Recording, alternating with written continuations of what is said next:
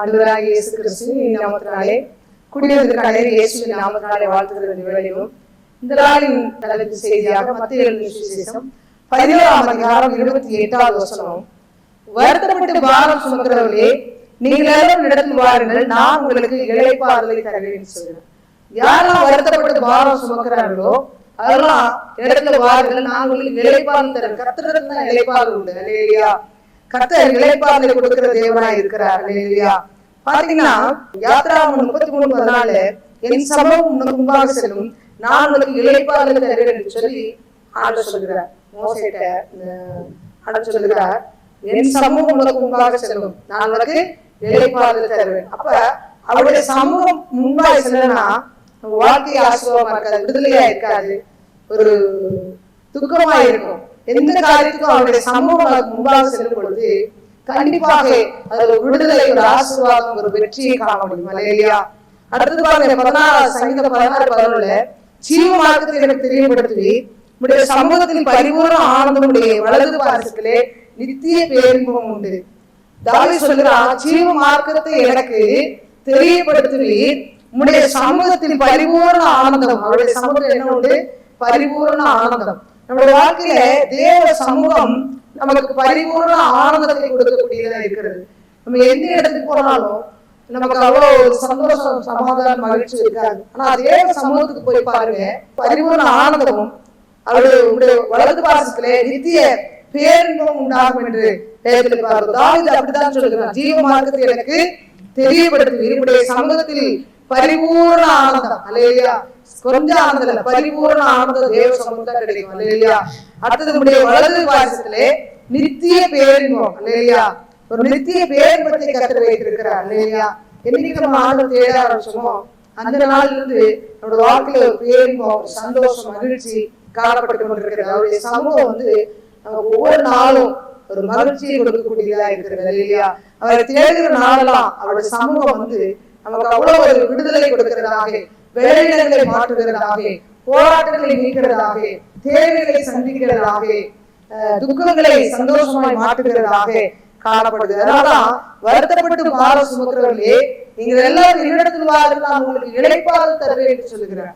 யாரெல்லாம் உலகத்துல வருத்தப்பட்டு கண்ணீர் வடித்து கஷ்டப்படுகிறார்களோ, எனக்கு என்று யார் இருக்கிறான், என்னோட வாழ்க்கையில இப்படிப்பட்ட வேதனையோடு இருக்கிறனே, என்னை விடுவிப்பார் இல்லையே, இவ்வளவு கடன் பிரச்சனை இருக்கிறே, எனக்கு கடனை அடைப்பதற்கு வழி இல்லாமல் இருக்கிறேன் என்று சொல்லி யாரெல்லாம் கலங்கி கொண்டிருக்கிறாங்களோ, ஒருவேளை டாக்டரால் கைவிடப்பட்டிருக்கலாம், பணக்காசு இல்லாம இந்த வியாதி சோகப்படுத்துறதுக்கு நிறைய செலவு பண்ண முடியாதபடி எத்தனையோ பேர் தவிர்த்து கொண்டிருக்கலாம். அவங்களெல்லாம் ஆண்டு சொல்றாரு, வருத்தப்பட்டு பாரம் சுமக்கிறவர்களே எல்லாம் என்னத்துல வாருங்க, நான் உங்களுக்கு இலவசமா தரேன், விடுதலை தரேன்னு சொல்லி ஆண்டவர் விடுதலை கொடுக்கிற தேவனாய் கடந்து வருகிறார். யாரெல்லாம் அவங்கள தெரிஞ்சவங்க எல்லாம் பாரப்பட்டு கஷ்டத்தோடு, கண்ணீரோடு, வியாதியோடு, வறுமையோடு என்னென்ன கஷ்டத்துல இருக்காங்களோ அவங்களுக்கெல்லாம் என்ன பண்ணுவோம், கர்த்தருடைய நாமத்தை மகிமைப்படுத்துவர்களா காணப்படும். அவர்களுக்கெல்லாம் நம்ம சுவிசேஷம் சொல்லும் பொழுது, அவர்கள் கர்த்தரிடத்துல பாரத்தை வைக்கும் பொழுது, அவர்கள் பிரச்சனையை தீரும் பொழுது அவர் வாழ்க்கை ஆசீர்வாதமா இருக்கிறத பார்ப்போம். நாள்ல பாத்தீங்கன்னா காலை கோயில இருந்து ஒரு சகோதரி, அந்த சகோதரி பாத்தீங்கன்னா அவ்வளோ கடன் பிரச்சனை இருக்காங்க. அவ்வளோ அவங்க வீட்டுக்காரர் பயங்கரமான தண்ணி எடுப்பாரு. அவங்க வீட்டுல பிராந்தி கடை வச்சிருந்தாரு. அந்த பிராந்தி கடை வச்சதுல இன்னும் அந்த சகோதரி பிராந்தி கடை வச்சிருந்ததுல நிறைய பிராந்தி கடை வச்சிருந்தாரு, கடன் வாங்கி பிராந்தி கடை வச்சிருந்தாரு. ஏன்னா அதுல நிறைய காசு வரும், ஹோட்டல் வச்சிருந்தாங்க. ஆனா பிராந்தி கடை நிறைய காசு வரும்னு சொல்லி அவர் பிராந்தி கடை வச்சாரு. இப்ப அந்த ஸ்டாலினி அப்படின்னு நிறைய கடை எடுத்திருக்காங்க. இதெல்லாம் ஸ்கூல் பக்கத்துல எதெல்லாம் இணைஞ்சதா இருக்கோ அதெல்லாம் நீக்கிருக்காங்க. அப்ப அது நீக்கிறதுல இவரோட கடையை நிறைய நீக்கிறாங்க. அதனால வாங்கின கடனை அடைக்க முடியுது. அப்ப கண்ணீரின் பாதை சகோதரி சொல்றாங்க, நான் வீட்டை விட்டு நான் போயிடுறேன், நான் எதுக்கு நான் இவ்வளோ வாழணும், இவ்வளோ கடன் பிரச்சனை இருக்கிறேன் என்று சொல்லி வேதனைப்படுத்தி கொடுக்குறாங்க. அப்போதைக்கு அவங்க அந்த சகோதரி தங்கச்சி கத்திரக்குள்ள இருக்காங்க. அவங்க கத்திரக்குள்ள இருக்கும்போது அவங்கள ரொம்ப கிண்டல் அடிப்பாங்க, இல்லை ஏசப்பா கொண்டு போயிட்டேன் அப்படி இப்படிலாம் ஒரு பரிகாசம் பண்ணியிருக்காங்க. ஆனா அவங்களுக்கு இந்த பிரச்சனை வந்தோடனே அவங்க தங்கச்சி சொல்லியிருக்காங்க, எனக்காக நீ ப்ரேயர் பண்ண சிஸ்டர் சொல்லி, எனக்காக ப்ரேயர் பண்ணு, என்னோட பிரச்சனை தீரணும், எனக்கு சூழ்நிலை இருக்கு அப்படின்னு சொல்லி நான் வீட்டு விட்டு போயிடலாம் அப்படின்னு சொல்லியிருக்காங்க. நீ வீட்டு விட்டுலாம் போக வேண்டாம், நீ கர்த்தரை நோக்கி துதி, கண்டிப்பா உத்தரவு விடுதலை கொடுப்பாருன்னு சொல்லி அவர்கள் ஜெபிக்க சொன்னாங்க. அது போல எங்களையும் போன் பண்ணி அவரு சொன்னாங்க. அவருக்காக ஜெபித்தோம். ஜெபித்த பிறகு பாத்தீங்கன்னா இந்த நாள்ல அவங்க வீட்டுக்காரர் பாத்தீங்கன்னா அந்த பிராந்திகளே மறுபடியும் வைக்கிறேன்னு நினைக்கிறார். பிராந்திகள்லாம் எடுத்தாங்க, மறுபடியும் பிராந்திகளை வைக்கிறது முடியாது அப்படின்னு சொல்லி காசு கடலாம் அடைச்சணும் அப்படின்னு நினைக்கிறார். அப்ப இவங்க சொல்லியிருக்காங்க, பிராந்தி கடை மறுபடியும் வைக்கிறேன்னு நினைக்கிறீங்களே, அது எப்படி ஏற்கனவே லாஸ் ஆகி கிடக்கும் அப்படின்னு சொல்லியிருக்காங்க. கர்த்தர் பாருங்க கிருபையாக அவங்க ஜெபித்த பிறகு, கர்த்தரை தேடின பிறகு, அவங்க வார்த்தைலாம் கர்த்தர் மேல வச்ச உடனே அந்த வீட்டுக்காரரு நான் பிராந்திலே வைக்க மாட்டேன் அப்படின்னு சொல்லிட்டு நீங்க என்ன சொல்றியோ அதை செய்யற சொல்லி இப்ப குடிக்காம அவங்களுக்கு பாத்தீங்கன்னா குடியை விட்டுருக்குவாரு இல்லையா. கர்த்தர் அவர்களே கிரியை செய்யறார் இல்லையா. தேவன் அப்படியாக இந்த குடும்பத்திலே மகிமைப்படுகிறார். அநேக காரியத்துல குடும்பத்துல விடுதலை கொடுத்து வருகிறார். அவங்க சொல்றாங்க இந்த 40 நாள் உபவாசம் அவங்க உபவாசம் எடுத்தது கிடையாது, அவங்க சர்ச்சுக்கு போனது கிடையாது. இது ஒரு மதமாற்ற காரியம். நீங்க ஒரு மனுஷன் பிரச்சனைகளோடு பாரத்தோடு வருத்தப்பட்டு வேதனையோடு இருக்கும் பொழுது கர்த்தரை நோக்கி கூப்பிடுகிறான் இல்லையா.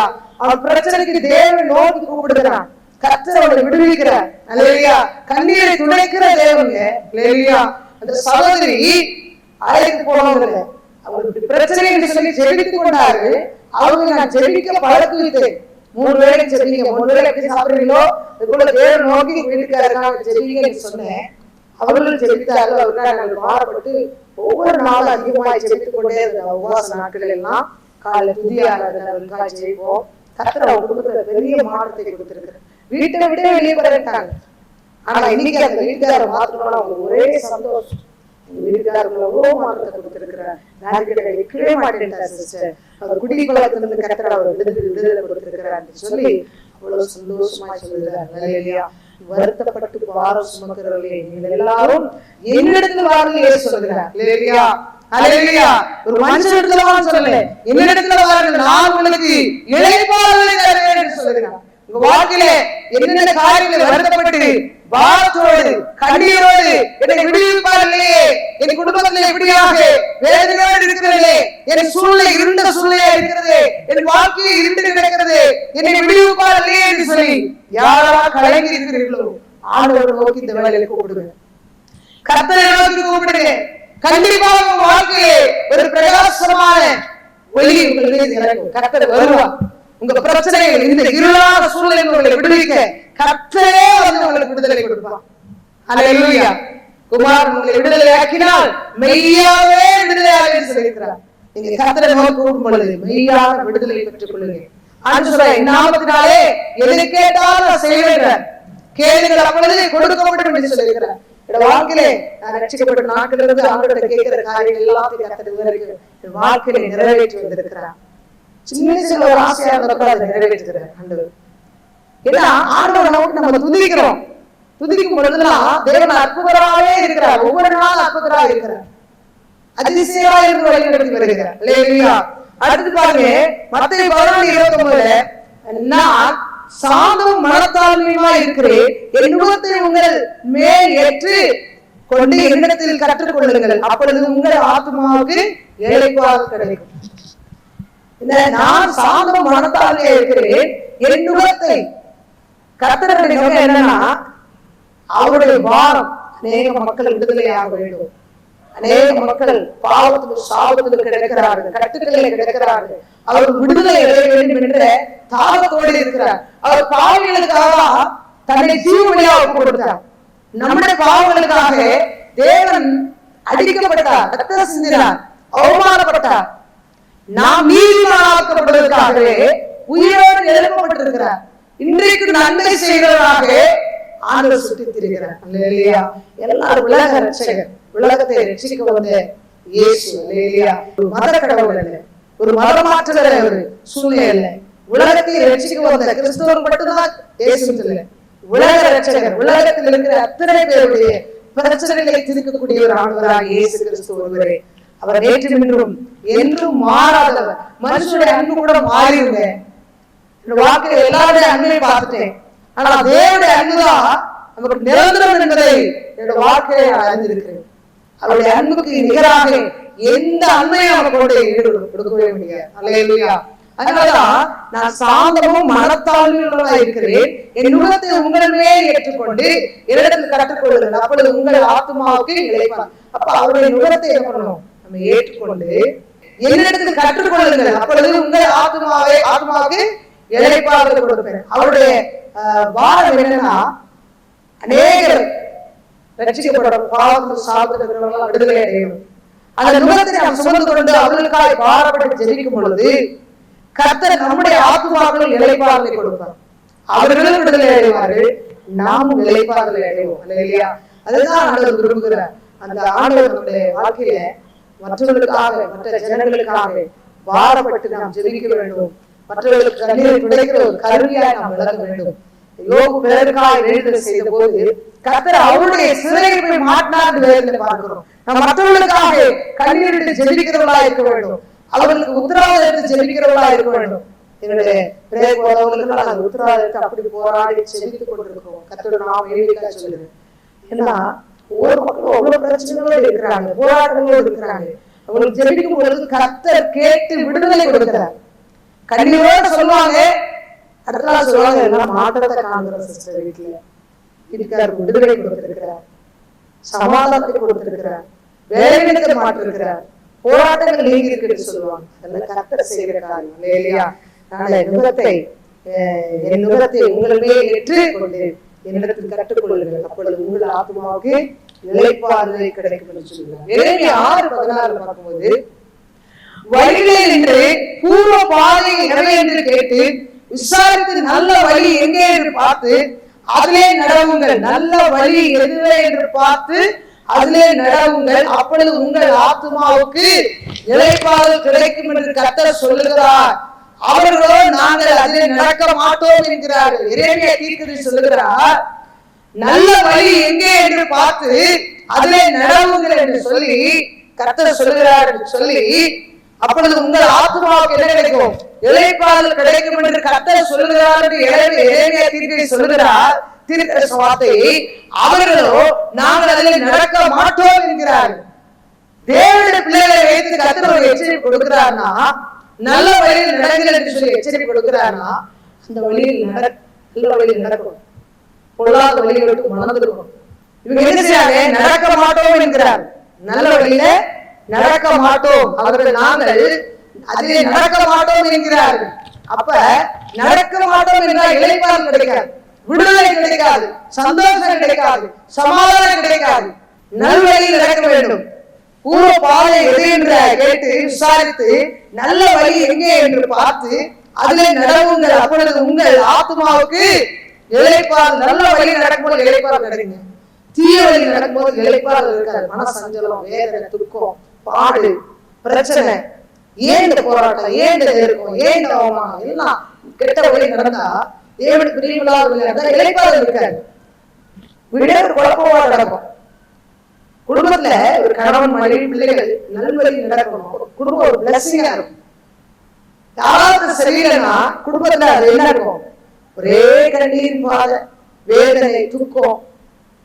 நல்லா தெரிஞ்சுக்கேன். நம்ம நல்வழி எது என்று சொல்லி பார்த்து அந்த நல்வழி நடக்க கற்றுக்கொள்ளணும். இறைவனுக்கு சொல்லுகிற வார்த்தைக்கு அவங்க என்ன செய்யல? கீழ்ப்படியில.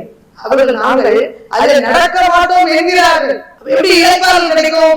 எப்படி விடுதலை கிடைக்கும்? எப்படி சமாதானம் கிடைக்கும்? எப்படி மகிழ்ச்சி கிடைக்கும்? நல்ல வழி நடக்கும் பொழுது தேவனை ஆசீர்வதிப்பதற்கு அவரே கடந்து வருகிறார் இல்லையா? ஏசாயா 28:11-12 பார்க்கும் பொழுது, பரியாச உதவினால் அந்நிய பாஷையினாலும் இந்த ஜனத்தோடு பேசுவார். இது நீங்கள் இளைத்தவனை இளைப்பாற பண்ணத்தக்க இளைப்பாறு, இதுவே ஆறுதல் என்று அவரோட அவர் சொன்னாலும் கேட்க மாட்டோம் என்கிறார். இந்த கற்பனையின்படி கேட்டபடி நடக்க மாட்டோம் என்கிறார். நடக்க மாட்டோம் என்று சொன்னா இளைப்பாறு எங்கிருந்து வரும்? தேவனுக்கு வார்த்தை கீழ்ப்படியவில்லை என்று சொன்னா எப்படி ஆசீர்வாதம் வரும்? அவரிடத்துல போனாதான் நம்ம பரிசுத்தமாக்கப்பட முடியும். தேவனை கேட்டால்தான் பாவத்தை குறித்து நீதிக்கு கண்டித்து உணர்த்துவோம். போக மாட்டோம் என்று சொன்னா எப்படி இளைப்பாறுதல், சந்தோஷம், சமாதானம் வராது. தாவீது சங்கீதம் பாருங்க 55:6 பார்க்கும்போது தாவீது சொல்கிறார், அப்பொழுது நான் எனக்கு புறாவை போல சிறையில் இருந்தால் நான் பறந்து போய் இளைப்பாறு. அவன் கஷ்டத்தை சொல்றான், புறாவை போல சிறையில் இருந்தா போய் மறந்து பாருங்க இளைப்பாறுவேன், பீஸ்ஃபுல்லான சூழ்நிலை உண்டாகும் சொல்றான். அவனுக்கு என்ன வருது? இளைப்பான் வேணும்னு தள்ளிக்கிறான். போல சிறகுந்தா ஒரு மரத்துல போய் அமைதியா உட்கார்ந்து என்ன பண்ணுவேன்? இளைப்பாறு என்று சொல்லுகிறான். எல்லாரும் ஒரு இளைப்பாறுதல் வேண்டும் என்று விரும்புவார், ஒரு பீஸ்ஃபுல்லான லைஃப் வேண்டும் என்று விரும்புவார்கள். அது யாருடைய இருக்கு என்று சொன்னா ஆண்டவராகிய இயேசு கிறிஸ்துவிடம்தான் அந்த பீஸ்ஃபுல்லான லைஃப் கிடைக்கும். அவர் தேடும் பொழுதுதான் கிடைக்கும். அதனால வருத்தப்பட்டு பாவ சகோதரர்களே, நீங்க எல்லாரும் என்ன சொல்லுவார்கள்? உங்களுக்கு என்ன செய்வேன்? இளைப்பாறுதலை தருவேன், மன அமைதியை தருவேன், சமாதானத்தை தருவேன், சந்தோஷத்தை தருவேன் என்று சொல்லுகிறார். அல்லேலூயா. அடுத்து பாருங்க, 2:20 மோவாப் புத்திரரும் அம்மோன் புத்திரரும் யோசபாத்துக்கு விரோதமா எழுப்பி வராங்க. அப்ப யோசபாத் என்ன செய்யறான்? கர்த்தரை கூப்பிடுகிறான். இவ்விதமாய் தேவன் சுற்றுப்புறத்தாரால் யுத்தமில்லாதபடி இளைப்பாறுதலை அவனுக்கு கட்டளையிட்டார். யோசபாத் ராஜ்யபார காலம் அமெரிக்கையா இருந்தது. யோசபாத் தேவனை முன்பாக வைத்தான், தேவனை தேடினான். கர்த்தர் எதிராளி முறியடித்து யோசபாத்துக்கு பெரிய வெற்றியை கொடுத்தார். இந்த நாட்களிலே தேவனை நாம் முன்பாக வைப்போம் என்று சொன்னால் எல்லா சூழ்நிலைகளும் மாறும். இந்த சூழ்நிலை எனக்கு மாறும், எந்த சூழ்நிலையும் இன்று மாறும். இயேசு இரத்தத்தால், இயேசு நாமத்தால் எல்லாமே மாறிவிடும். மாறாவி கசப்புகள் மதுரமாய் மாறிவிடும். பானையில் விஷமெல்லாம் அற்புதமாய் நீங்கிவிடும். மாறாவி கசப்புகள் மதுரமாய் மாறிவிடும். பானையின் விஷமெல்லாம் அற்புதமாய் நீங்கிவிடும். மாறாவி கசப்புகள் மதுரமாய் மாறிவிடும். எங்க போனா? கர்த்தருடைய சமூகத்துக்கு போனா. தேவ சூழ்நிலைகளை மாற்றுகிறவர், சூழ்நிலை எல்லாவற்றையும் கர்த்தர் மாற்றி நம்முடைய சாட்சியை நிறுத்த விரும்புகிறார். ஆனா யார்கிட்ட போய் விழுகணும்? யோசபாத் கர்த்தரை தேடினார். கர்த்தரை தேடி ஒருமுகப்பட்டார்.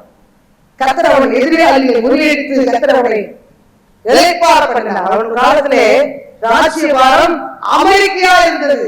கர்த்தரை தேடினாலே அந்த அமெரிக்கையை பெற்றுக் கொண்டான். நம்முடைய வாழ்க்கையில கர்த்தரை தேடணும் என்று சொன்னா நம்முடைய வாழ்க்கை அமெரிக்கையா இருக்கும். அல்லேலூயா, அல்லேலூயா. யோசபாத் தேவனை தேடினார். சுற்றுப்புறத்துல என்ன பண்ணாரு? ஆண்டவர் சுற்றுப்புறத்தால் இளைப்பாறுதலை அவனுக்கு கட்டளையிட்டார். அல்லேலூயா.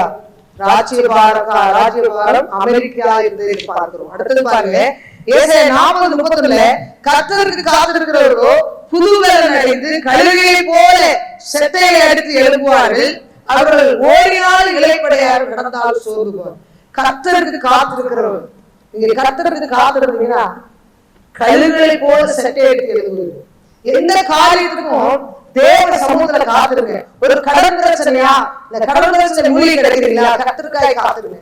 ஒரு குடும்பம் சகோதரர் தள்ளி துணி நெய்கிற அந்த ஃபேக்டரி வச்சிருந்த அவர் பாத்தீங்கன்னா நிறைய துணி நெய்து ஃபேக்டரி பூரா அடிக்கி வச்சிருந்தாங்க. விக்கல, விக்காம டஸ்ட் பண்ணி கிடந்தது.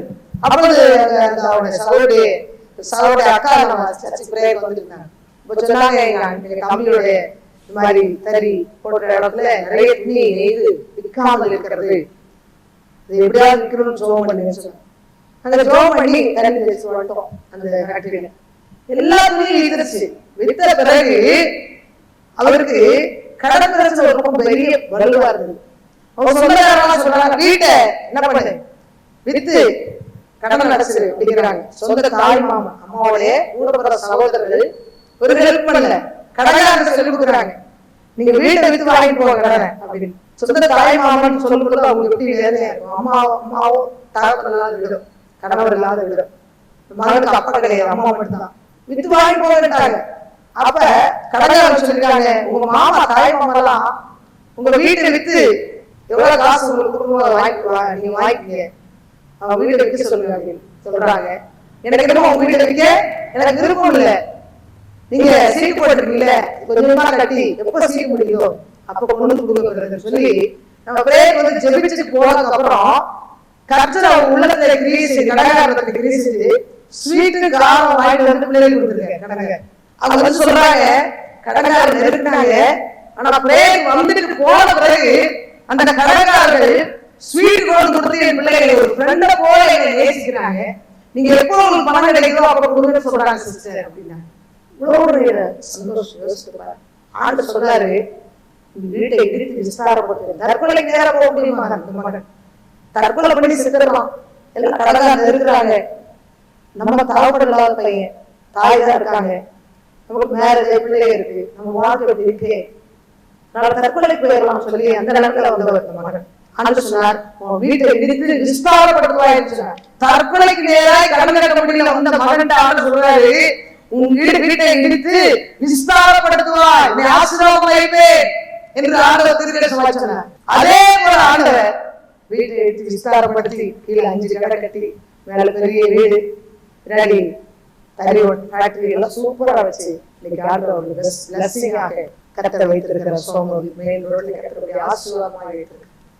எதற்கு சொல்கிறேன் என்று சொன்னால், தேவன் நம்மோடு கூட இருப்பார் என்று சொன்னா கடன் பிரச்சனை ஒரு லேசான காரியம், எந்த சூழ்நிலை லேசான காரியம். அல்லேலூயா. கர்த்தருக்காக காத்திருந்தாரு, ஒரு தேவனை நோக்கி துதிக்கிற பிள்ளைகளா இருந்தாரு, சொன்னபடி தேவனை துதித்தார், தேவனை ஆராதிக்கிற பிள்ளைகளாய் காணப்பட்டார். கர்த்தருடைய ஆசீர்வாதத்தை கடனாக வச்சு வீடை இடித்து விஸ்தாரப்படுத்தி பிளஸிங்காக வைத்திருக்கிறார். குழந்தை பாக்கி கூட முதல் பொன் பிள்ளை பிறந்துருச்சு, 2வது ஆண் பிள்ளை அவங்களுக்கு, அவங்க எண்டுல இருக்கவங்களுக்கு அந்த வாரிசு வேணும் வைராக்கியம் இருப்பாங்க. அப்ப ஜோசிகாரன் சொன்னா, உனக்கு ஆண் குழந்தையே பிறக்காதுங்க, பிறக்காதுன்னு சொன்னா அந்த சிஸ்டரை கூட்டு வர்றாரு அவங்க வீட்டுக்கு. ஏன்னா அவர் தற்கொலை நேரம் போனவருக்கு கடன் வேலை செஞ்சாரு, ஒய்ஃபு கூட்டு வர்றாரு. ஆண்டு சொன்னார், உன் வாங்கி நிறைவேற்றுன்னு சொன்னார். என்ன வாங்கி எனக்கு தெரியும். அவங்க பிரதர் சொல்லிட்டு அவங்க வீட்டுக்காரு, சிஸ்டர் போய் ஜோம் பண்ணுவோம், ஏசவா கண்டிப்பா எனக்கு ஆண் குழந்தை கொடுப்பார், ஜோசிகாரன் கர்த்தர் செய்வார் அப்படி கொடுத்தது. ஆண்டு சொல்ல வாங்கி நிறைவேற்று, என்ன வாங்கி தெரியாது, அவங்க என்ன சொன்னாலும் தெரியாது, வாங்கி நிறைவேற்றினார். அவங்க என்ன வாங்கி நிறைவேற்றினாரோ, என்ன வாங்கி வந்தீங்க இந்த மாதிரி ஆண் குழந்தைன்னு சொல்லி இந்த மாதிரி ஜோசிகாரங்க அம்மா அப்பெல்லாம் பார்த்துருக்காங்க. ஜோசியம் ஆண் குழந்தைய இல்லைன்ட்டாங்க, அதான் நான் போய் ஜோமனப்பெல்லாம் சிஸ்டரை இப்படி கூட்டிட்டு வந்தேன், கர்த்தர் உங்க மூலமாக அப்படியே நிறைவேற்றி சொல்லியிருக்கேன். அதே போல ஆண் குழந்தை கொடுத்து அமெரிக்கால எம்எஸ் எடுத்துக் கொண்டிருக்காங்க, பெரிய சாட்சி. வேலை செய்து கொண்டு படித்துக் கொண்டிருக்கிறார். இவ்வளவு தேவன் அன்பானவர், நமக்கு இறக்கம் உள்ளவர், மனதுருக்கமுள்ள தேவனாக இருக்கிறார். நாம அவரை சிறியவரா பார்க்கிறோம். சில சமயங்கள் உலகத்தில் இருக்கிறவனே உங்களோடு இருக்கிறவர் பெரியவர் என்று சொல்லுகிறார். பெரியவர் நமக்குள்ளே இருக்கிறார். அது பெரிய காரியங்களை செய்ய, நமக்காக செய்ய அவர் ஆயத்தமா இருக்கிறார். நாம் தேவனை தேடுவதிலே உண்மையா இருக்கிறோமா, பரிசுத்தமா இருக்கிறோமா, நீதியா நடக்கிறோமா ஆராய்ந்து பார்க்க. அவர்கிட்ட பாரத்தை வைக்கணும். உலக மனிதர்கிட்ட கொண்டு பாரத்தை வச்சா என்ன செய்வாங்க, இவங்களுக்கு இந்த பிரச்சனை அந்த பிரச்சனை சொல்லி கேவலமா பேசுவாங்க. ஆனா ஆண்டவர் மேல பாரத்தை வச்சு பாருங்க, உங்க பிரச்சனைகள் எல்லாம் தலைகளாய் மாறி நீங்க அநேகருக்கு ஆறுதலின் தாயாக, ஆறுதலின் ஒரு மகளாக, மகனாக உங்களை கர்த்தர் வைப்பார் இல்லையா? அதனால தேவன் ஒரு நாள் நம்மளை கைவிடாத தேவன். கர்த்தருக்காய் காத்திருக்கிறவர்களோ புது பலன் அடைந்து கல்லுகளை போல சட்டை எடுத்து எழுப்புவார். ஓடினாலும் இளைப்பட நடந்தாலும் சோர்ந்து போவார் இல்லையா? அப்படியாக குடும்பத்தை கர்த்தர் ஆசீர்வதித்தார் இல்லையா? தாசரே தரணியை அன்பாய் இயேசுவுக்கு சொந்தமாக்குவோம். தாசரே தரணியை அன்பாய் இயேசுவுக்கு சொந்தமாக்குவோம். நேசமாய் இயேசுவை கூறுவோம், அவரை காண்பிப்போம், மாயிருள் நீக்குவோம், வெளிச்சம் வீசுவோம். தாசரே தரணியை அன்பாய் இயேசுவுக்கு சொந்தமாக்குவோம். வருத்தப்பட்டு பாரம் சுமந்தோரை வருந்தி அன்பாய் அழைத்திடுவோம். வருத்தப்பட்டு பாரம் சுமந்தோரை வருந்தி அன்பாய் அழைத்திடுவோம். ஓடித்தாயேசு பாவபாரத்தை, நமது துக்கத்தை, நமது துன்பத்தை சுமந்து தீர்த்தாரே. தாசரே தரணியை அன்பாய் இயேசுவுக்கு சொந்தமாக்குவோம். பசியுற்றோர்க்கு பிணியாளிகளுக்கு பட்சமாக உதவி செய்வோம். பசியுற்றோர்க்கு பிணியாளிகளுக்கு பட்சமாக உதவி செய்வோம். உசித்த நன்மைகள் நிறைந்து தமை மறந்து இயேசு கடிந்து திரிந்தனரே தாசரே தரணியை அன்பாய் இயேசுவுக்கு சொந்தமாக்குவோம். நெருக்கப்பட்டு ஒடுக்கப்பட்டோரை நீசரை நாம் உயர்த்திடுவோம். நெருக்கப்பட்டு ஒடுக்கப்பட்டோரை நீசரை நாம் உயர்த்திடுவோம். பொறுக்கோன கஷ்டத்துக்குள் நிசூரத்துக்குள் படுகொடிக்குள் விழுந்தனரே தாசரே தரணியை அன்பாய் இயேசுவுக்கு சொந்தமாக்குவோம். ஜெயிப்போம். கர்த்தாவே, இந்த வேலைக்காக நன்றியோடு சோதரிக்கிறோம். வருத்தப்பட்டு பாரம் சுமக்கிறவர்களே, நீங்கள் எல்லாரும் இடத்துல வாருங்கள், நான் உங்களுக்கு இளைப்பாறுதலை தருவேன் என்று சொல்லியிருக்கிறீர்களப்பா. இந்த நாளை யாரெல்லாம் தகப்பனே வருத்தப்பட்டு பாரம் சுமந்து கொண்டு என்னால் சுமையை சுமக்க முடியவில்லையே, என் குடும்ப சுமையை சுமக்க முடியவில்லையே, என் வேலையில சுமையா இருக்கிறதே, என் குடும்பத்திலே ஒரு சமாதானம் இல்லையே, நெருக்கப்படுகிறேனே, உபத்திரப்படுகிறேனே, வியாதினால் வருத்தப்பட்டு கொண்டிருக்கிறேனே, கடன் பிரச்சனையால் வருத்தப்பட்டு கொண்டிருக்கிறேனே, வேலை இல்லாமல் கஷ்டப்படுகிறேனே, இப்ப திருமணம் ஆகாமல் தாமதித்துக் கொண்டே இருக்கிறேன்னு சொல்லி எந்தெந்த காரியத்தை குறித்து ராஜா வருத்தப்பட்டு கொண்டிருக்கிறாங்களோ அவங்களுக்கெல்லாம் இன்னைக்கு அற்புதம் செய்யுங்கப்பா. அற்புதம் செய்யுங்க ஆண்டவரே. உம்மை நோக்கி கூப்பிடுகிறாங்கப்பா தகப்பனே. அவர்கள் அவரை நோக்கி பார்த்து பிரகாசம் அடைந்தார்கள், அவருடைய முகங்கள் வெட்கப்படவில்லை என்று வேதம் சொல்லுகிறதப்பா. யாரெல்லாம் நோக்கி பார்க்கிறாங்களோ, எந்தெந்த பிரச்சனைகளோடு உம்மை தேடுறாங்களோ ஆண்டவரே, ஒவ்வொருக்கும் விடுதலை கொடுங்கப்பா. ஓ ஷபரவர வாக்கரா, ஓ ரீதான ரபபர சந்துரிகா பாபா. தகப்பனே மை துதிக்கிறோம். யாரெல்லாம் உபத்திரத்துல இருக்கிறாங்களோ, பாடுகள்ல இருக்கிறாங்களோ, அனைத்து பிரச்சனைகளோடு இருக்கிறாங்களோ, இன்றைக்கு ஆவியானவர் ஒவ்வொரு குடும்பத்திலையும் அற்புதம் செய்வீராக. ஒவ்வொருடைய கண்ணீரை களிப்பாய் மாற்றுவீராக. துக்கங்களை சந்தோஷமாய் மாற்றுவீராக ராஜா. உம்மை நோக்கி பார்க்கிறார்களப்பா. நீங்க விடுதலை கொடுங்க, நீங்க சமாதானத்தை கொடுங்க. பிரிவினை போராட்டங்களை கொன்ற ஆவிகள் குடும்பங்களை விட்டு வெளியேறுவதாக இயேசுவின் நாமத்தினாலே. கீழ்ப்படியாத பிள்ளைகளுக்குள்ளே கிரியை செய்கிற கீழ்ப்படியாத ஆவிகள் வெளியேறுவதாக இயேசுவின் நாமத்தினாலே. குடிக்கிற பிள்ளைகள், கஞ்சாவுக்கு போதை பொருளுக்கு அடிமையா இருக்கிற பிள்ளைகளுடைய சரீரங்கள்ல உம்முடைய வல்லமை இப்பொழுது இறங்குவதாக. ஒரு அற்புதம் இயேசுவின் நாமத்தினாலே நடைபெறும்படியாய் நாங்கள் செபிக்கிறோம் ஐயா. ஆண்டவரே, என் பிள்ளை உள்ள வரவே பயமா இருக்கேன்னு சொல்லி எத்தனை தாய்மார்கள் என் பிள்ளை கஞ்சை அடிக்கிறானே, வீட்டுக்குள்ள வந்தா என்ன நடக்குமோ என்று சொல்லி எத்தனை பேர் கலங்குறாங்களப்பா. இயேசுவே இன்றைக்கு இறங்குங்க. அந்த குடும்பத்துக்கு இன்றைக்கு ரட்சிப்பு உண்டாகட்டும், சமாதானம் உண்டாகட்டும், கண்ணீர் களிப்பாய் மாறட்டும், துக்கம் சந்தோஷமாய் மாறட்டும் ஆண்டவரே. மக்கரனர ஷபரபரபர இறங்கு இறங்கு இறங்கு ராஜா. ஒரு அற்புதம் செய்யுங்க ராஜா, ஒரு அற்புதம் செய்யுங்க ராஜா. நீங்க நன்மை செய்கிறவராய் சுற்றி திரிந்தீர் என்று வேதம் சொல்லுகிறதே. ஆண்டவரே, ஒவ்வொருக்கும் நன்மை செய்யுங்க கர்த்தாவே. இந்த செய்தியை கேட்கிற ஒவ்வொரு குடும்பத்திலும் விடுதலை உண்டாகட்டும், மகிழ்ச்சி உண்டாகட்டும், செழிப்பு உண்டாகட்டும், சமாதானம் உண்டாகட்டும். குடும்பம் ரட்சிப்பீராக. நானும் என் வீட்டாரும் ஓ என்றால் கர்த்தரையே சேவிப்போம் என்ற வசனத்தின்படியாக குடும்பமாயுமே சேவிக்கட்டும் ஐயா. வருகையிலே இவர்களை ஆயத்தப்படுத்தும் ஐயா. வருகையின் காலம் மிக மிக சமீபமாய் இருக்கிறதப்பா. தேவனே, மக்கள் ஆண்டவரே அதை அறியாமல் பாவத்திலே ஓடிக்கொண்டிருக்கிறாங்க ஆண்டவரே. விபச்சாரம், வேசித்தனம், குடி வெறி, பல காரியங்களே மக்கள் ஆண்டவரே உணராமல் ஓடிக்கொண்டிருக்கிறாங்களப்பா. தேவன் அவர்களெல்லாம் ரட்சிங்க ராஜா. ஒருவரை கெட்டு போவது, அழிந்து போவது உமக்கு சித்தமில்லை ஆண்டவரே. எல்லாரும் நித்திய ஜீவனை பெற்றுக்கொள்ள ஆவியானவர் அனுக்கிரகம் செய்யும்படியா நாங்கள் செபிக்கிறோம். எங்களை ரட்சித்த தேவன் அநேக மக்கள் ராஜா ரட்சிக்கப்படாதபடி கண்ணீரோடு, பாரத்தோடு, பிரச்சனைகளோடு, போராட்டங்களோடு, தற்கொலைக்கு நேரா ஓடிக்கொண்டிருக்க எத்தனை பிள்ளைகள் உண்டப்பா, எத்தனை குடும்பங்கள் கர்த்தாவே. அவர்களெல்லாம் நீங்க விடுவித்து சாட்சியா நிறுத்தும். உம்முடைய நாமத்தை மகிமைப்படுத்தும், உம்முடைய பேரை பெருமைப்படுத்திக் கொடுக்கும். துதிகர மகிமை யாவற்றுக்கு செலுத்துகிறோம். மீட்பர் இயேசுவின் நாமத்தில் ஜெபிக்கிறோம் எங்கள் ஜீவனுள்ள பிதாவே, ஆமென்.